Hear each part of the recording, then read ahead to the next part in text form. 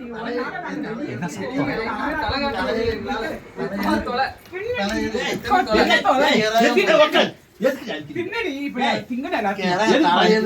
பாருமா, எங்கயாவது வெளியில போனோம்னா இந்த புள்ள வயசுக்கு வந்துருச்சா வரலையான்னு எங்களை புடிச்சு கேட்டுக்கிட்டே இருக்காங்க.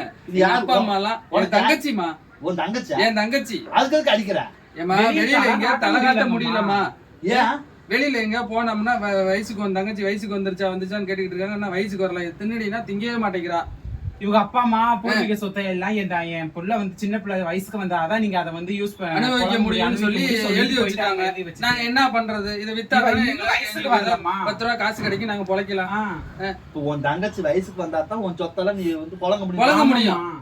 அதுக்கு இத்தனை பழத்தை கொடுத்தா என்னடா? அத தின்னாவது வயசுக்கு வருவாளமா?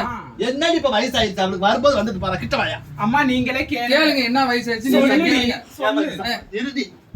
ஒரு பழத்தை தான் சாப்பிடாயா? என்னால திங்க முடியலமா. அப்புறம் இப்படி சொன்னா என்ன பண்ண? வயசு எத்தனை சாமி? 47 தான் ஆகுது. பாருங்க எத்தனை? 47.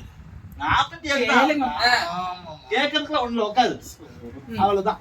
என்னன்னு கேட்டீங்கன்னா அவளுக்கு 47 வயசு ஆயிடுச்சு. நீங்க இத்தனை பழத்தை கொடுத்து நீங்க அதை எதிர்பார்க்கறத விட வயசுக்கு வந்த சீரு, கல்யாண சீரு, குழந்தை பத்த சீர்லாம் மொத்தமா செஞ்சு பாத்துருங்க.